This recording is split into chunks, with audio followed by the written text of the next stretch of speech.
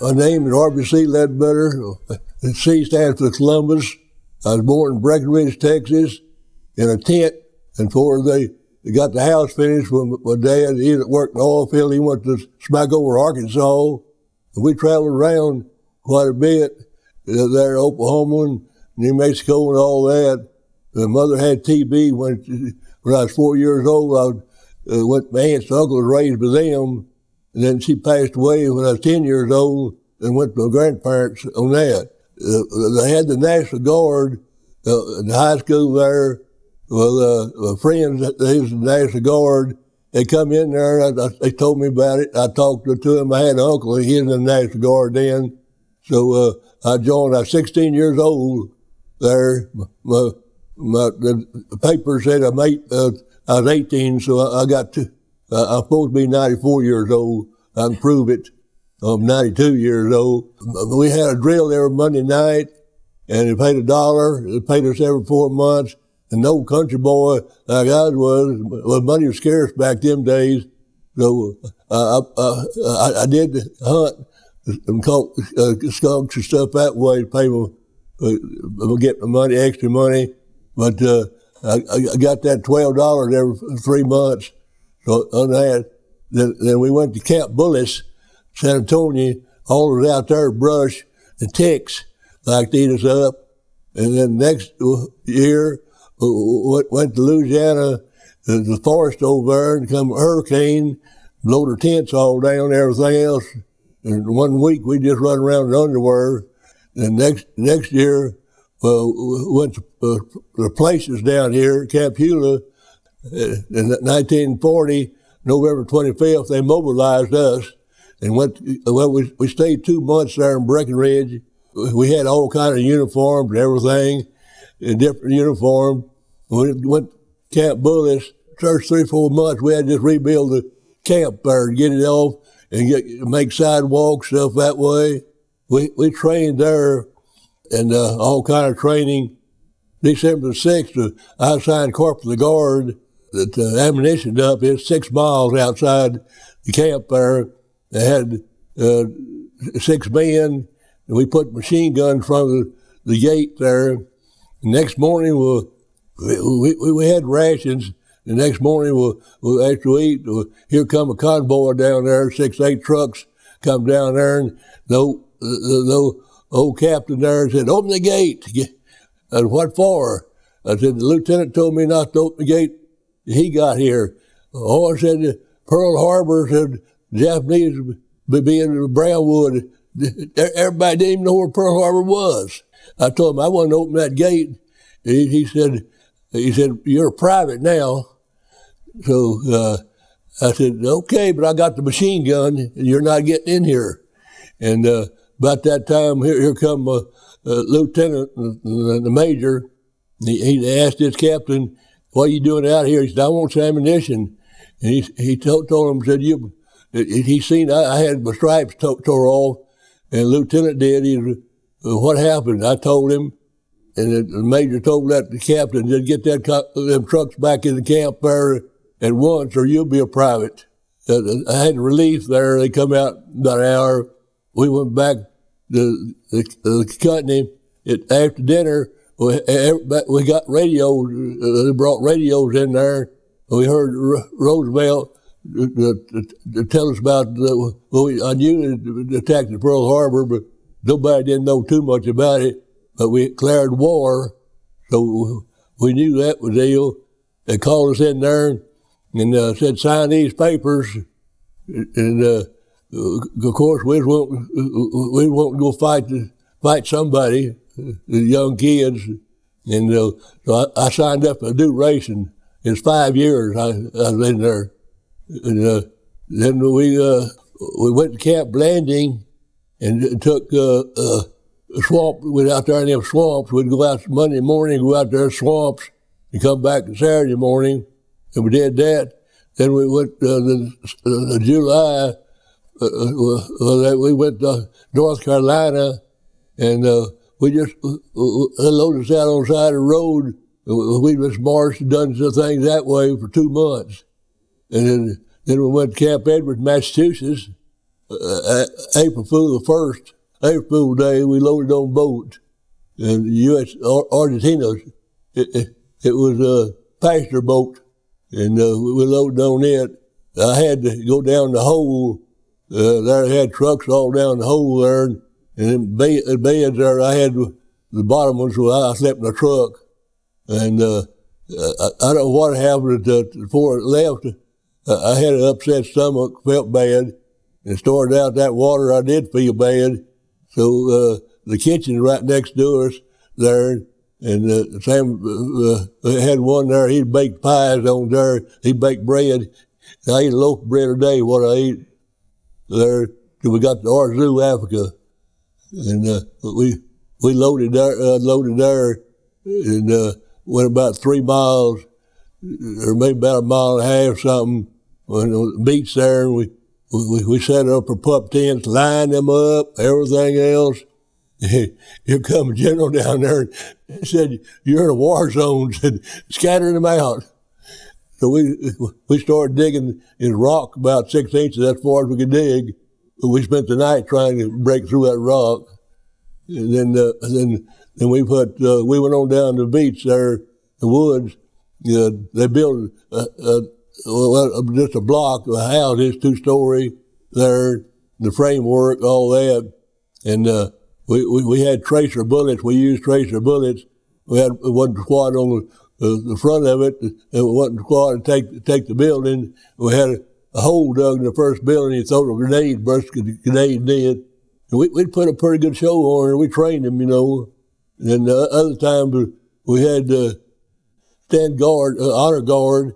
I seen all the leaders of the world come through there, but it's about 120 degrees, and we had to have clean uniforms on, but they were soaking wet when before we got back.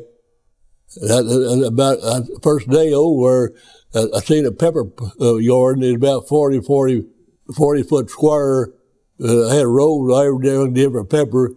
On the end there, they had bell pepper. Oh, it was a big old thing, and about 6 inches across. Well, it sure looked good. And I accidentally fell down beside it, and it accidentally fell off. We ate dinner, had canned rations, sea rations. So I cut that pepper up there, and Ben it fell off in front of me. I took a big old bite of it, spit it out. It burnt my mouth, my lips, everything else. For 3 days, I couldn't eat nothing on it. And we had 5 Mexican boys in there with us, and they just died laughing. Old Sergeant came there. Hey, I gave them one. They spit it out. They couldn't eat them either. But that's just one thing there. I ain't never sold another pepper in my life. They told us to be 48 hours before we hit our first German. And we studied on it, everything. And they didn't know what the deal was. And my platoon, we took special training when we were landing there. And the British Army and the American Army were supposed to be 8 miles apart. And our platoon, the 3rd platoon, well, we were supposed to go over there and meet the British halfway. They're there, and take the gap through there and go to the mountain. Our troops supposed to go over there the next day. There, so they told us that we had to go. Don't anybody got shot, wounded, or anything else. You couldn't stop. So we went about 3.5, 4 miles inland. But the Germans, we run them out of bed and everything. We come in, and I was looking over there. The tracers was hitting the ramp, and when they quit, well, I'd look over and I seen 2 vines over there. So the boatman, I'd motion him go over, and he moved to the left over there, and we come in about, I guess, 200 or 300 feet from where the rest of them. Well, we hit the beach first. They'd go about for 3 or 4 minutes ahead, and the ramp went down. I was first and off there. I went about 6, 8 foot, hit a trip bar, and cut my leg plumb the bone right above my boot there. I didn't know it 2 weeks later, pulled my sock off. But 17 flares went off down that way. And there wasn't, and this way was a half-track dug in there, machine gun nest all over. They knew exactly where we come in the foot on there. We had to beats, and I looked over at a little gap in the wires. I went over and threw it in there. And somebody said, watch the mines. I told him, I said, my feet ain't gonna touch that ground. And anyway, we come by and throw grenades in behind them. We cleaned there, and K Company come in. But the machine gun killed 6 of their men in the boat. But we kept it going on down, and we got about a mile. We got up there to the highway. They told us, the old colonel said, 3rd platoon said, get out, you go. So we started down the highway, and 2 German tanks running down the highway, and they'd fire at us every once in a while. And they had the Greek 1,000 years ago settled in that part of Italy, and they had the cement walls standing in the buildings on that there. And I told them not to get. I noticed they had machine gun every one of them. I told them not to get in there, and Orphanus the Handy, we didn't know it then, but the Handy, they shot his seat off, 2 or 3 inches of it. Orphanus got it in the lung, so he died that night. Well, the stretcher guy, it took him to the ship, and they told Handy, he said, oh, it hurts too bad to walk. So they said, we'll come back and get you. But the Germans made their counterattack on it there, and he was dead, and they got back and shot him. Roland Cornfair, they shot him. He was wounded. They shot him too on it. He's an old man. He's 32 years old on it. So we went on up there, and Smitty, he was a sniper. He was my corporal, and them Germans, they stopped their tanks and got out there under the hatch. They was talking to each other, and they wore caps. And Smitty, what are we going to do with them? I said, well, shoot the caps off. He did. Anyway, I went up to the lieutenant in an irrigation ditch, about 3 or 4 foot deep, and about a foot of water in it. And one of the other sergeants, he'd went up there and took a man. He didn't come back. So I told him, I go, Orphanus, Garza, he had a little bitty shoulder. He said, I'll go with you, Sergeant, protect you. I said, I'm sure glad somebody's going with me. We crawled up there about 100 yards, and where the bridge was, we were supposed to take it. And I looked over the field over there, and there's 18 tanks, half-tracks, and a whole regiment of tanks on that counterattacking.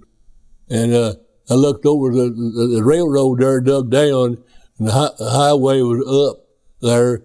I looked over there, and all the trees was about 2 or 3 foot through and overlapped there.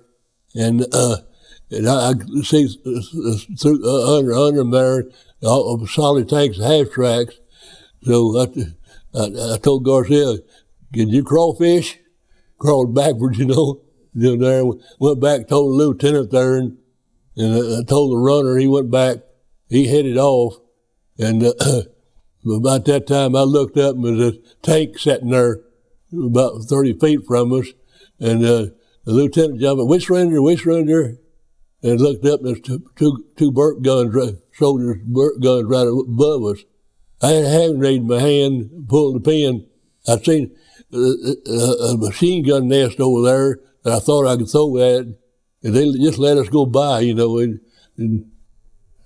looked at them, I put the pin back in there, and dropped it in there, and I told the pack, my Tommy gun all in the water, and we climbed out. As we climbed out, this tank opened, shot 3 rounds at us, and there I got a piece of shrapnel here, come out here, and Tom, the other boys got wounded, and one of the Germans fell down in the water, and this other German said, "Run like hell." I said, them tankers said they killed instruments.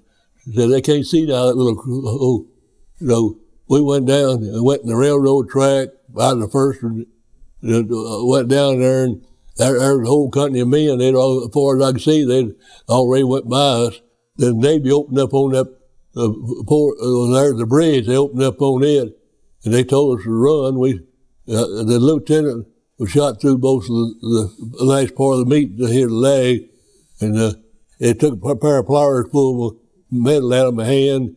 So I took that. We carried him that way, and the British, they had about 130 men prisoners. They wiped half of them out, and the next day, they'd come from the Russian front. They told us anybody escaped, they'd shoot every 10 men. And next morning, they counted us, and they couldn't get the right deal. And two British master sergeants, they walked up there. He walked up to that German captain, saluted him, said, "I'll count him." That this German, they're the best soldiers they are. Old men, the best soldiers. He respected authority. He said, "We count them." They count them right. So then they loaded us up in trucks. We went 5 days there over the mountains and eat grapes, water, and took the maples over there. And the airport, they was bombing it. Behind it was these boxcars. They loaded us up there.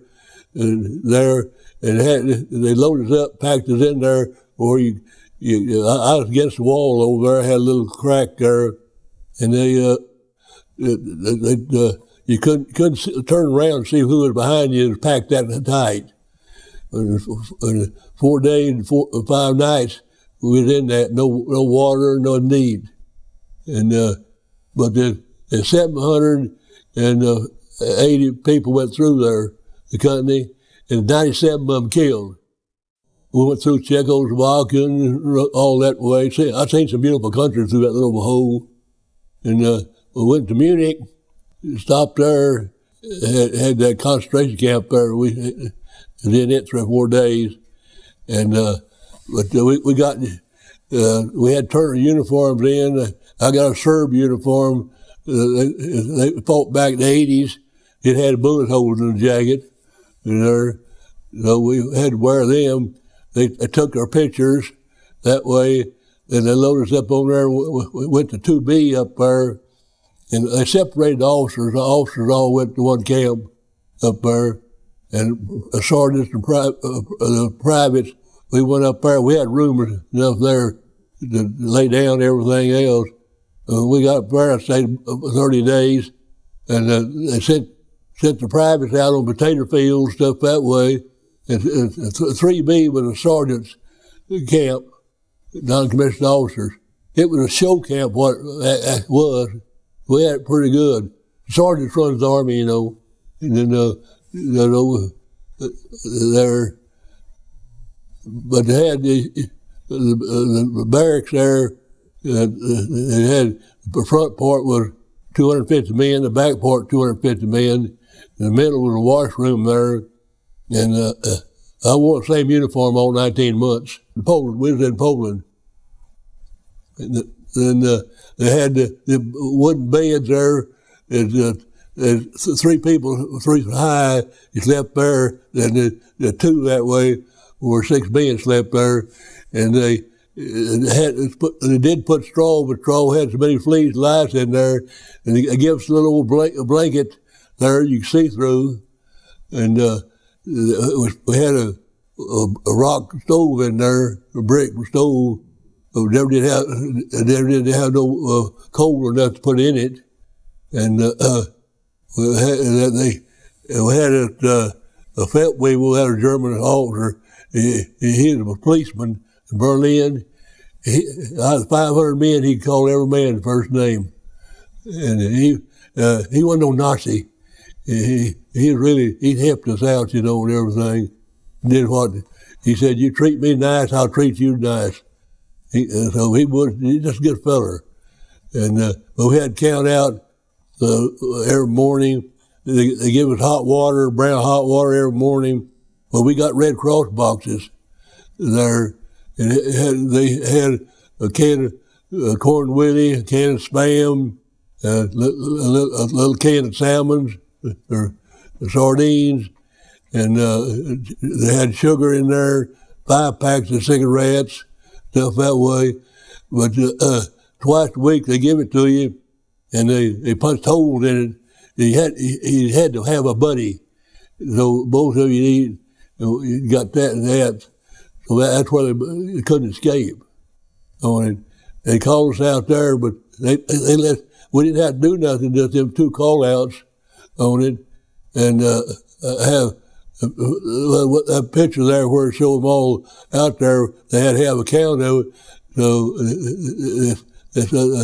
this guy taking all these pictures, he went out and the bathroom was outside over there. He was out there, to show one man had to sit here, then he ducked down and run on the other end and be counted again.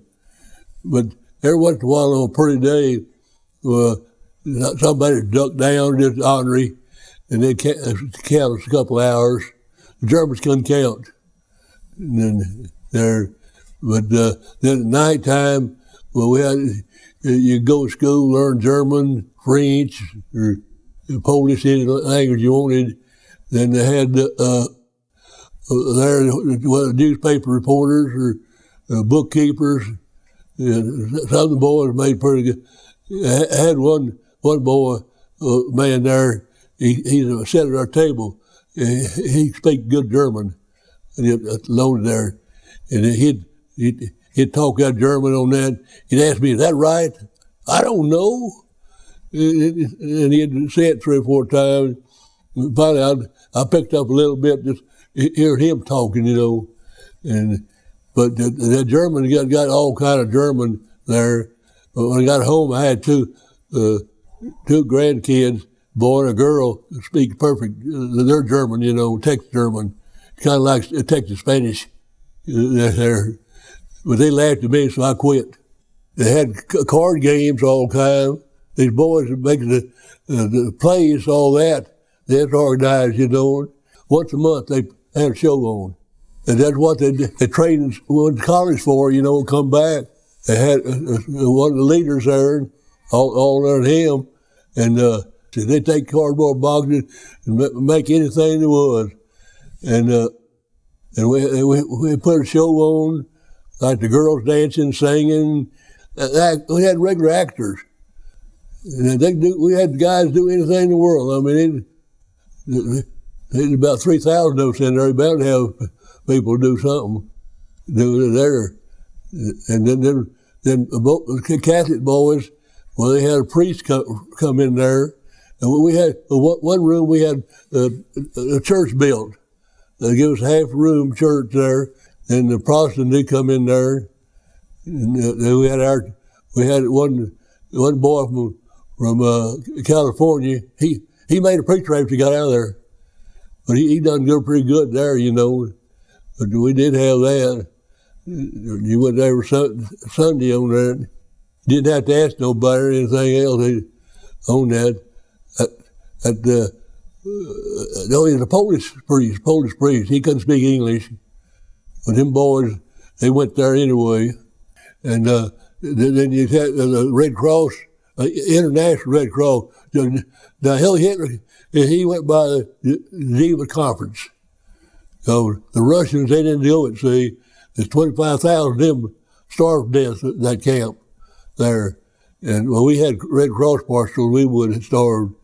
And they had ball games there, and volleyballs, and stuff. They had the uniforms, everything. Then we had a band there. They'd play for us, But then we all looked for the show. Then they had a library there with 800 English books in it.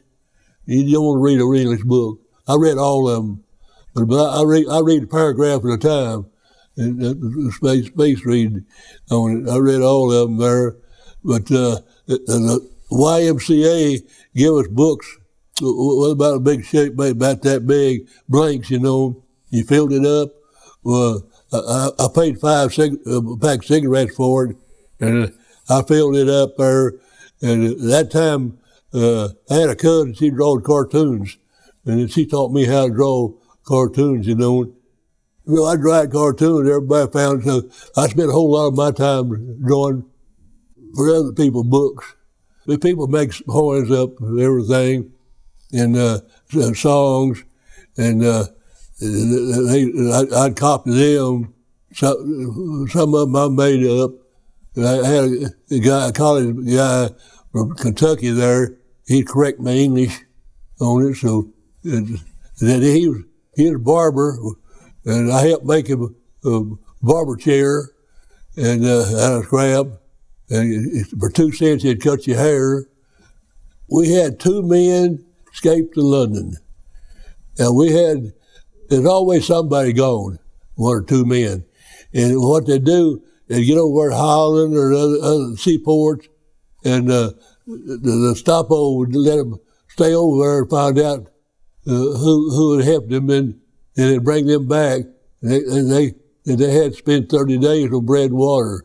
But we slipped them rations all the time, so they had it better than we did. They ate more. Then another thing, there's about 200 Frenchmen. Every morning they went to Fetchburg, and they went there to work. Well, we had boys there would trade with them. They'd go down there and spend the day with the women, for cigarettes, coffee, with money. They'd come back, you know. I never had the guts to go do that. Besides, I was married. But they did there. Then the only women I see once a month that had a woman come over with the German soldiers. They'd have a different woman every month, and everybody stand out there on the fence to watch her go by. But the Germans, I say they treated us pretty nice, but every once in a while, the field jackets, we got new field jackets. Man, I mean, it was good. About 2 weeks later, we heard a rumor that was going to take our field jackets away. Well, at the Battle of Bulls, we knew it was going to have the German soldiers spoke good English, you know, what the deal, have American uniforms on. So we took razor blades and ripped them open, and we got outside. We stood there. They went in there to get all of them on there. We had to stay out there about 6 to 8 hours for punishment. But they didn't have no field jackets on there. But otherwise, those head Stapo, he come there in camp and made a speech. He told us there's more cigarettes and more coffee in Berlin than there was in the United States, that we had to quit trading with the guards. He said, you run the price down. That's what he said, just there. And it wasn't no punishment or nothing. He just told us the truth, see? And but he could have been nasty or everything, made us stand down or do something. And one time they bought beer, go get beer.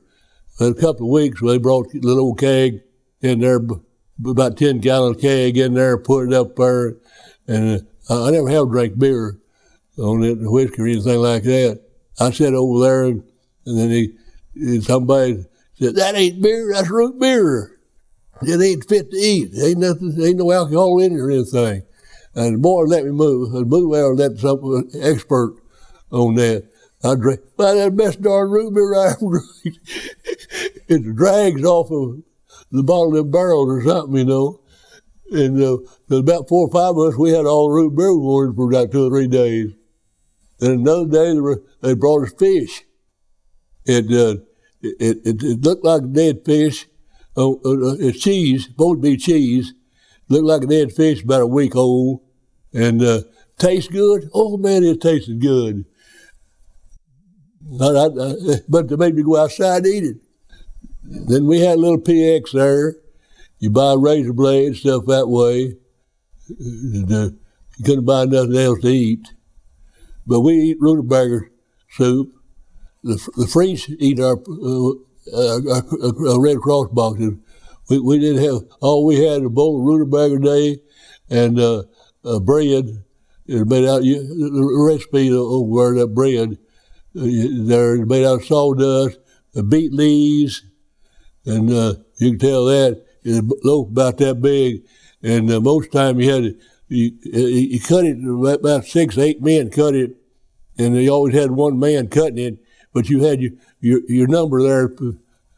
Piece, he'd cut them, he'd almost cut them all with purpose. But that way, but then you put it in your mouth, let it melt over there.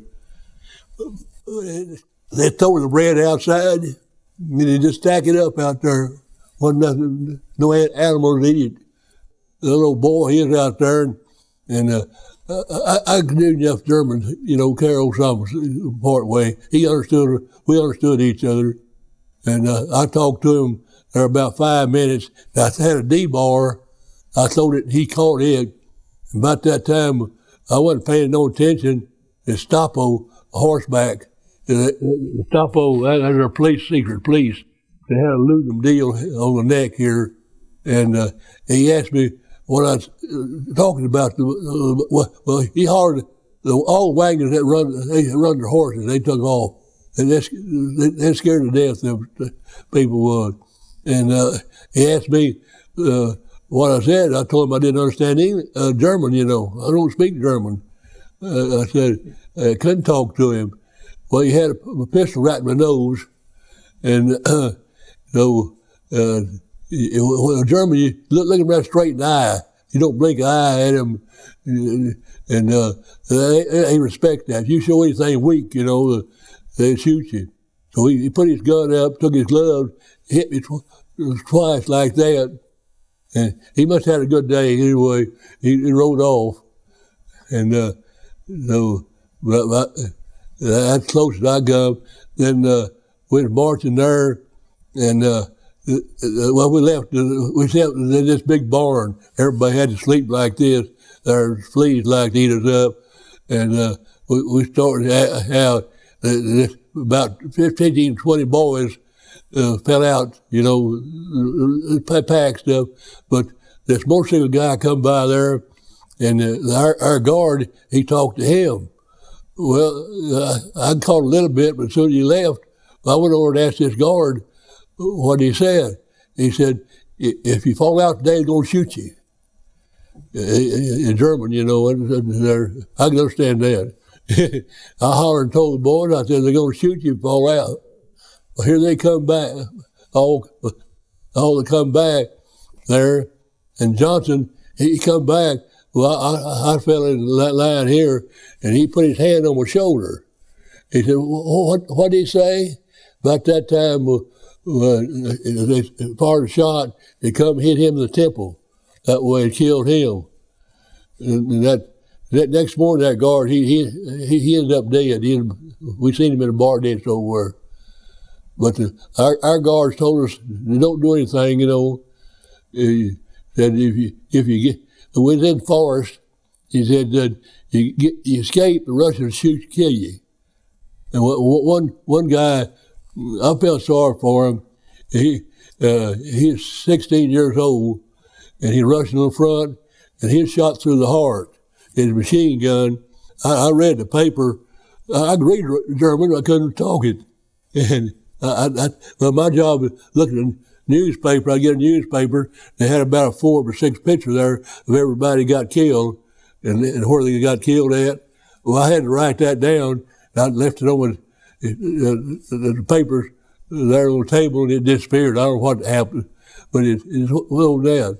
But I learned, this other guy helped me, but I could read German. I didn't know what I was reading, but I looked the word, I knew what it was in English. I couldn't pronounce it. I can't even pronounce English words. It was too good. But I had 2 buildings there, and the German put the German flag on their building, took the hospital flag, put on theirs. Russia come in there, they killed all the Americans before they found out. Well, they didn't know American uniform or nothing. They just shoot you. The Russians would. So I said, I was top sergeant. I followed me, men. So we were around. We got back on the highway. They started hollering at us, and Okay, boy, let's turn around, go back. Turn around, they're rubbing their stomach in their mouth and pointing this way. Well, anybody know what that. So it was about 2 blocks down there in an army camp, and Turban, you know, Russians already had it. We went in there and opened the door, and here comes the most beautiful Russian girl you ever seen in your life.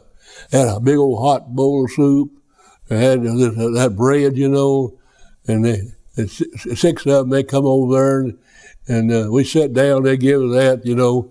We had spoons, we eat that, and it was good stew. Wasn't no water in it, it was all meat, you know, with potatoes and everything. But the regular, well, we had cans, we had to put it in there, milk can. You couldn't eat half of it. So about that time, the cook hollered at them girls, and they stand behind and say, hee, hee, hee, hee, like teenagers. And so we left out there. I said, the most beautiful girls, I said, I dream about them. I said, every one of them weighed 400 pounds. I said, that bowl of soup, that bread, they all get a laugh at it. I know they weighed 300 or 400 pounds. But that makes good cooks, you know. But always looking at that soup, steaming there. Well, 4 months there, all we had was a bowl of soup and a piece of bread. I weighed 90 pounds to come out. And they had, they'd give you 2 little taters about that big, and give 1 ounce oleo and 1 ounce of strawberry jelly. The strawberry jelly is made out of coal. So that's all we had. Now, some of the boys still had cigarettes there. They traded, but we had a little Jew there. He traded all the time. And he'd come ask me, me and him got a little friends, you know, and he come ask me one time, and he had a skint rabbit. He looked at me and he showed it to me, had it wrapped up, you know, that skint rabbit. And I bought some rabbits from him. I looked at him, I said, meow. Ah, yeah. He went over to English, they bought it. In about 2 weeks, there wasn't a cat left in town. American knew it. The word passed around as cats, you know. But we had some Norwegians, generals, officers. They was there, wasn't about 40 or 50 of them, and the Swedes. And my mother's people, Christensen, the Swedish thing. And so I went over there, and one of the boys, he talked to him there, and so he told, they found out what my name was, they wanted to talk to me. The Russians come in there, the Cossacks, that's it, wild Russian, horseback. They come in there first. Next morning, tanks come in there, American tanks, half-tracks, trucks, Russians had them. But the first tank, the major, she got out of there, she weighed 200 pounds, I don't know how she got out of the town, and she got out of there, and she looked over and screamed loud as she could. And she jumped off that tank like a teenager, you know, went over and picked her brother, picked him up. He weighed about 60 pounds.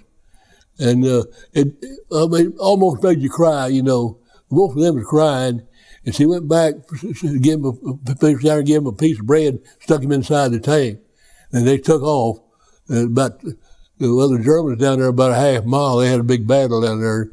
And they brought artillery up there, wheel to wheel. And they're shooting them.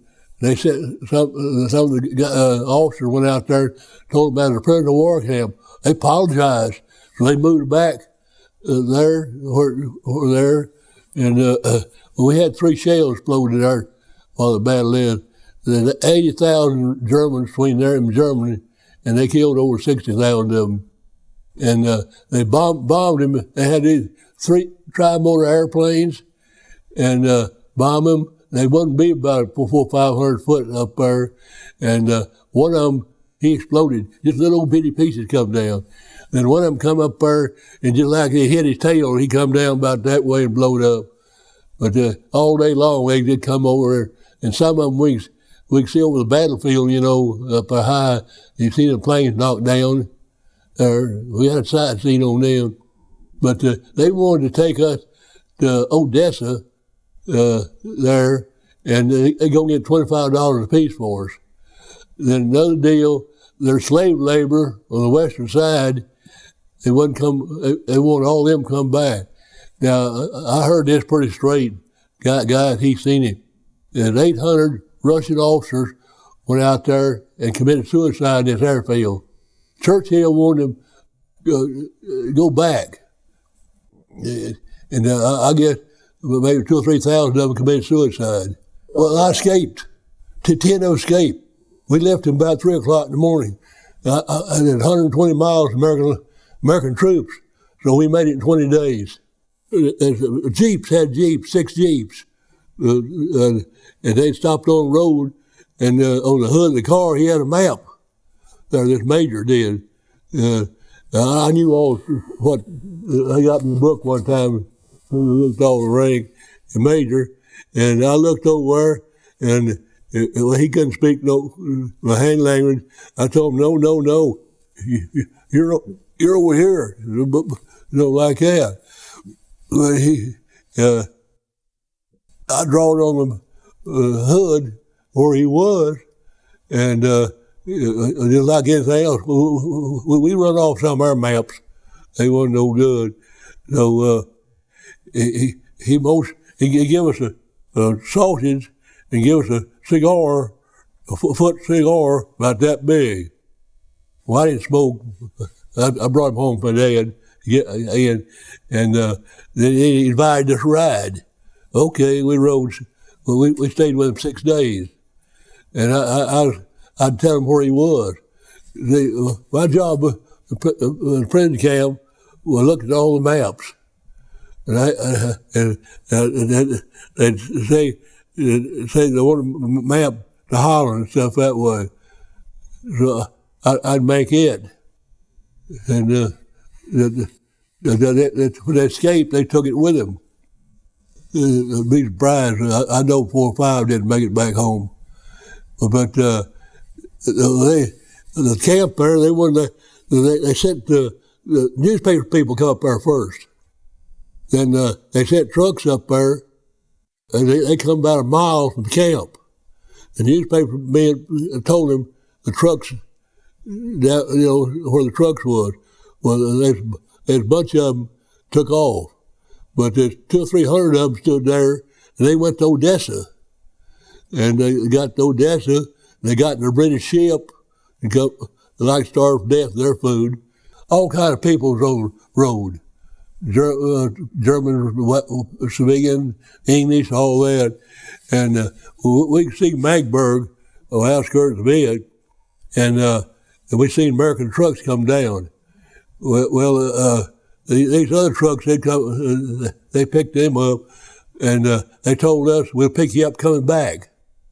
So about an hour, here they come back. They had a man on the back end of there, and he'd grab your hand, throw you on there. See, I weighed 90 pounds. He's a big old guy. My man, he'd pick you up and he'd throw you, he'd catch you back there. And the English, they wanted to ride too, they wouldn't let anybody ride. So that's on the outskirts. So we went over the Elk River, and the bridge was out. Went on a pumped in the bridge. We turned and went down the river, brush, man, you know where they're going, and all at once it was open in there. They had bathhouses in there. We took all our clothes off, then they deloused us, sprayed us over all that powder. Then we went in there and you take a bath, one shower by yourself, man, it sure felt good. First, I had 3 baths.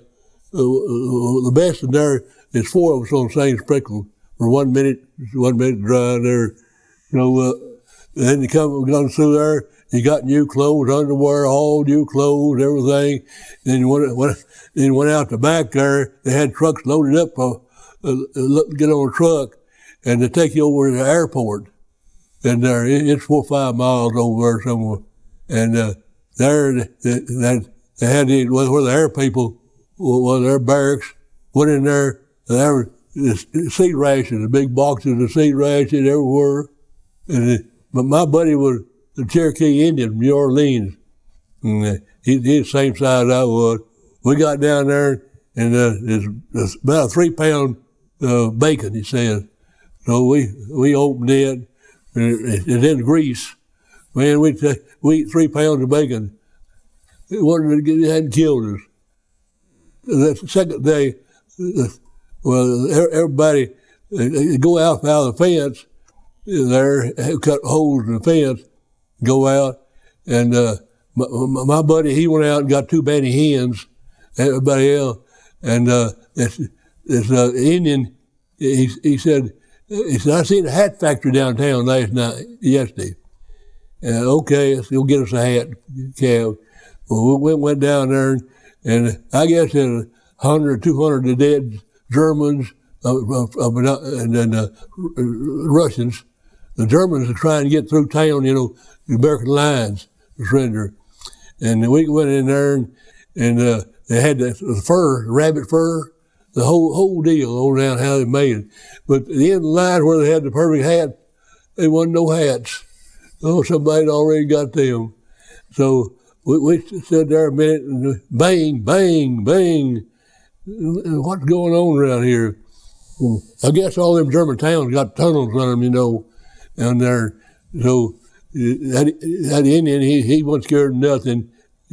So we went downstairs, and it's about a 14 or 15 foot tunnel all the way down there, and every so often there's rooms off the side.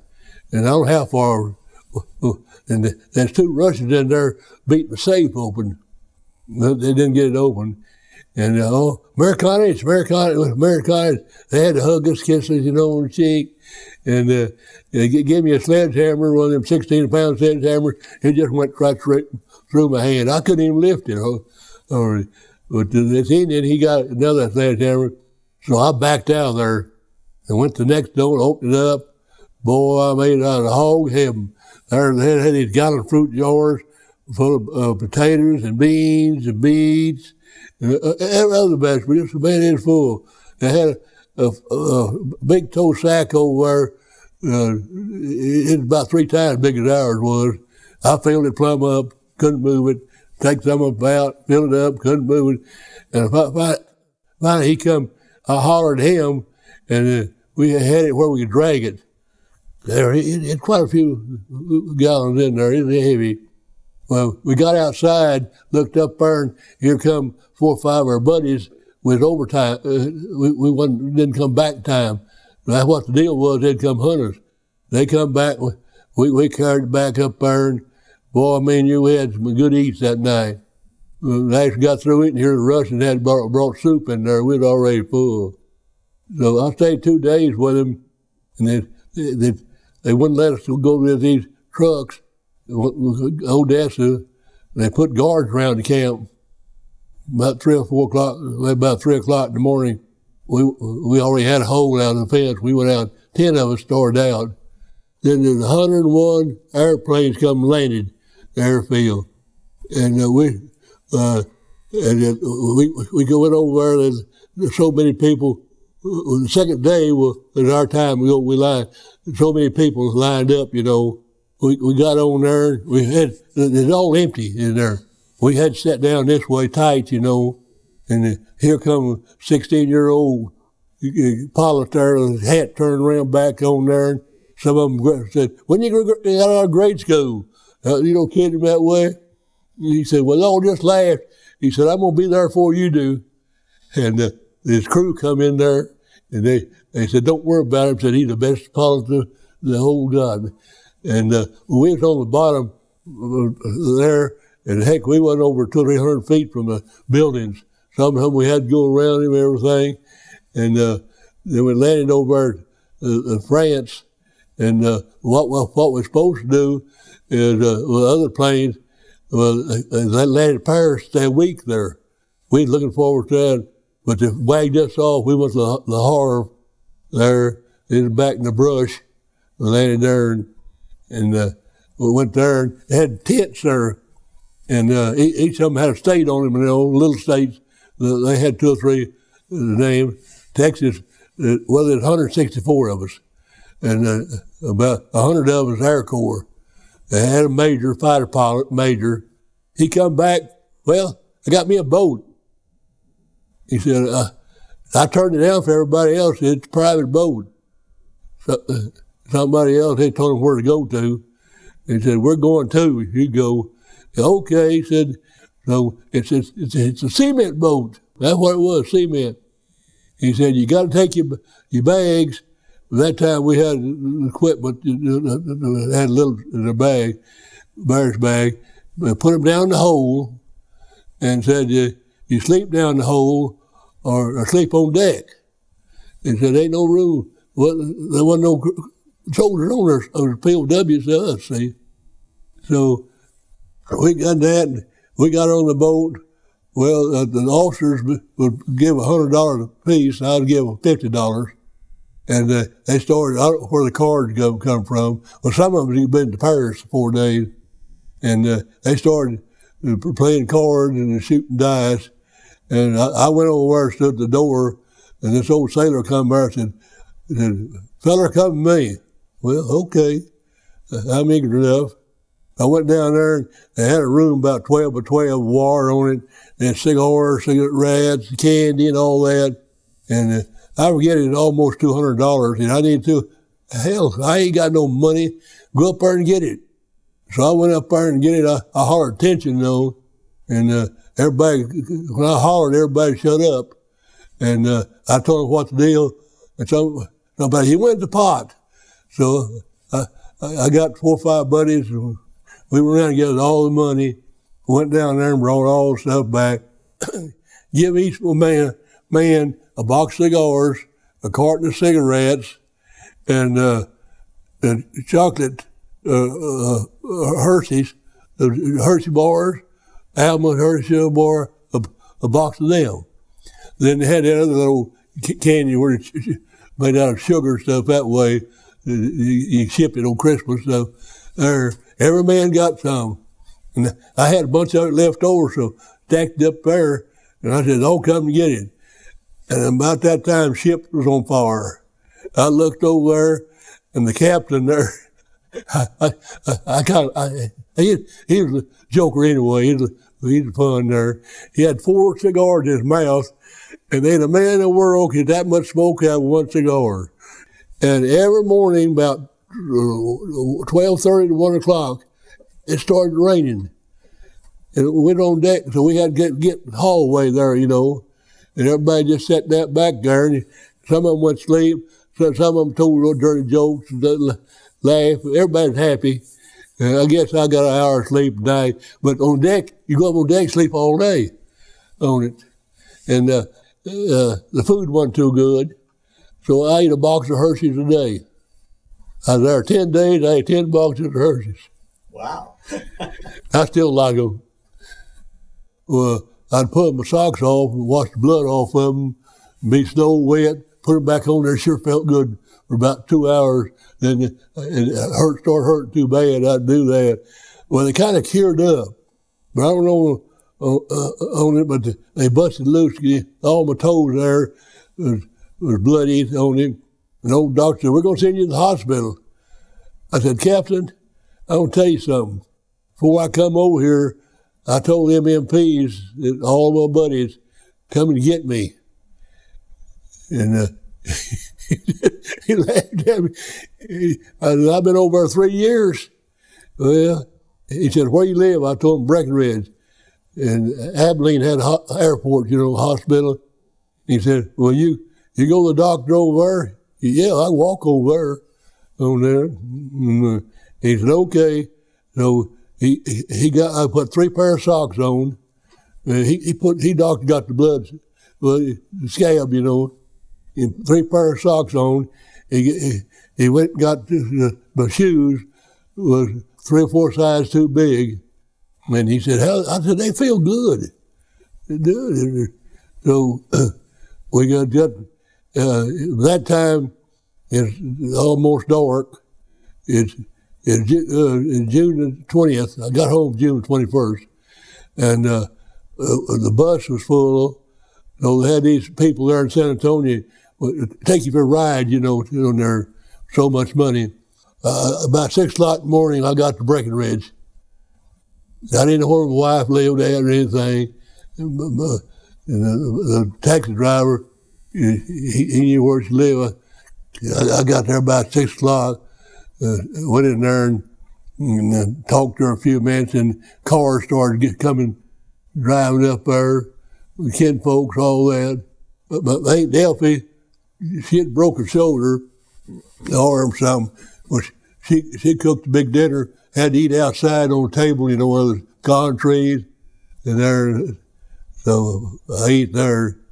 The beer joint out there, the boys had come home before, and about 30 of them, we met out there one Saturday night, and everybody got acquainted, hadn't seen each other. And then I was ashamed of myself, to be honest with you. I mean, I was bitter about it. There, right to the prisoner, I don't know where you ever been around no hound dog? Egg stealing hound dog? Yeah, oh yeah. Well, you go around him, he'd catch him with the egg. There ain't no sadder thing in the world than he'd look at you. That's what I felt.